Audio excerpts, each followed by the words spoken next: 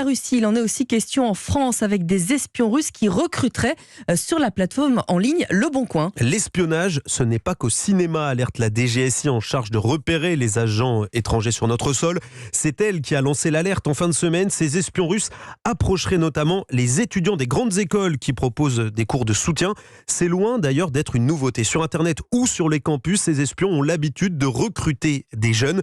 Sergueï Girnov, ancien responsable du KGB, aujourd'hui réfugié politique en France, nous explique ses méthodes.